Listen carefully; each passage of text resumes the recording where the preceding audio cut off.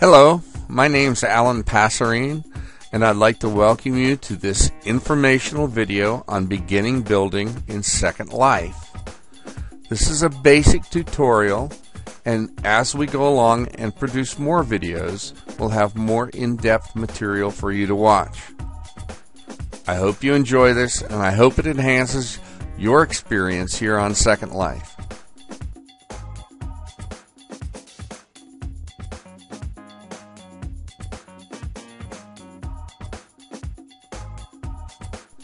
The first thing we're going to take a look at is the heads-up display used for editing and building in Second Life.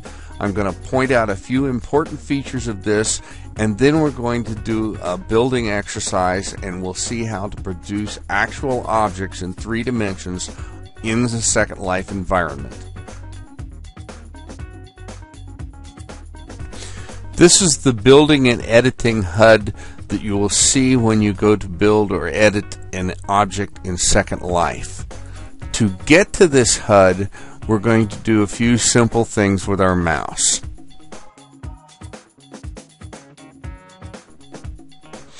Right-click on any point on your screen.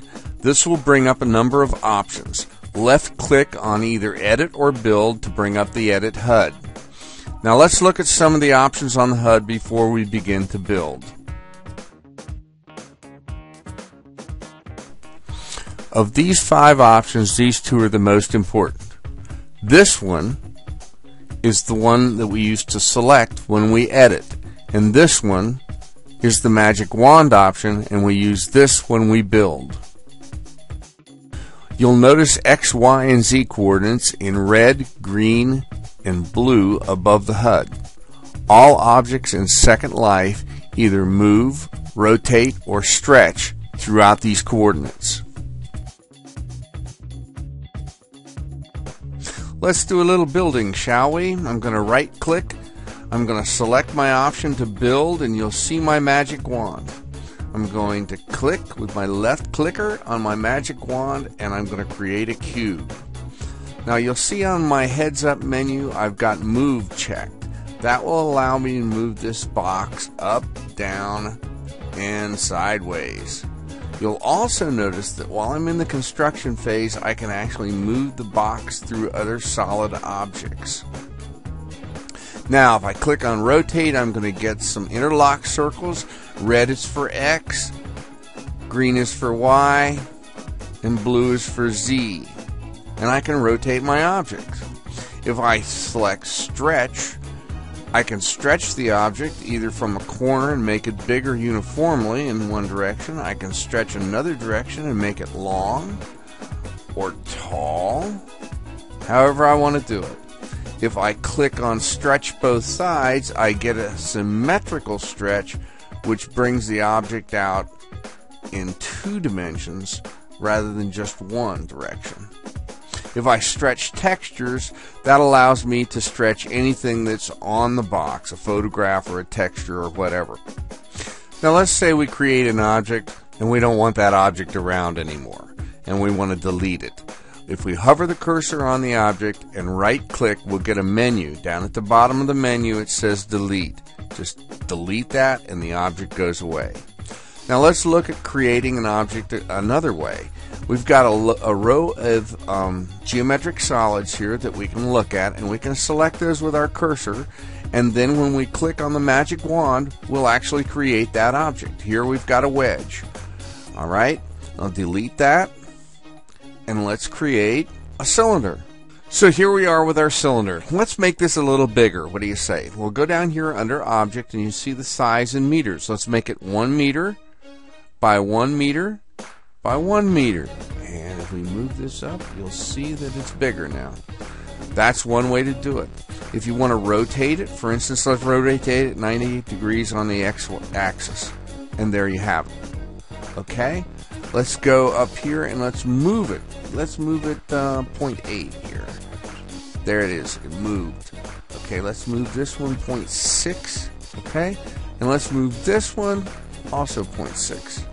So you can also position your objects through these coordinates, you can rotate it through these coordinates, and you can size it through these coordinates. Now let's take a quick look at textures. You can see right here I've got a blank cube which is ready to move. I can do whatever I want to it. Let's put the default texture of wood back on it. Okay? That's what it looked like when we first built it. Now let's make it blank. We'll start from a blank cube. That gives us something to work on, and it doesn't give us that wood grain texture that we would have had otherwise. Now let's just put a photograph on one face of this cube. So let's go up here to select face. We'll select one face, and you see how there's a crosshair here, and there's not on any other face. Although if I select other faces, I'll get that crosshair. Now let's go here to Continental Divide. I've got some photographs. Let's put the neighbor's photograph on that face.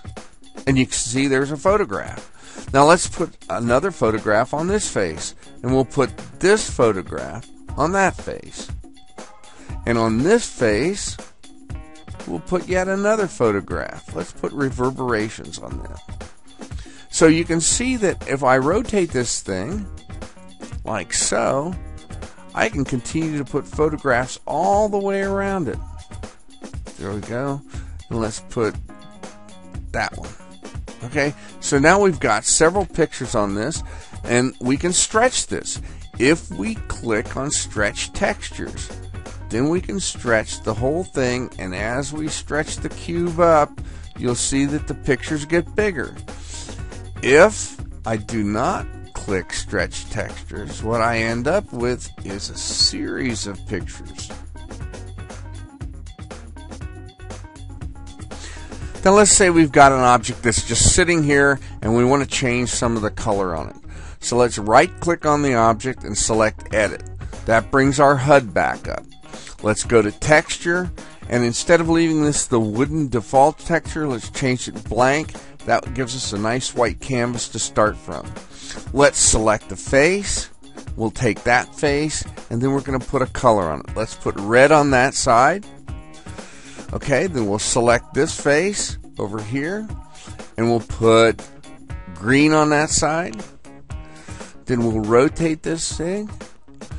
We'll select face and put blue on this side. We'll leave the other side white just for the heck of it. And there you have it. That's basic building on Second Life. It's a lot of fun. It's a great way to experience your own creativity. And the sky is literally the limit here. You can build whatever you want, as big as you want pretty much, and as complicated as you want. You just have to learn the techniques. Those are the basics. I hope you had a good time. And this is Alan Passerine. I'm the visiting artist at University of Texas at Brownsville, and I hope you enjoyed yourself. Get out there and build, folks.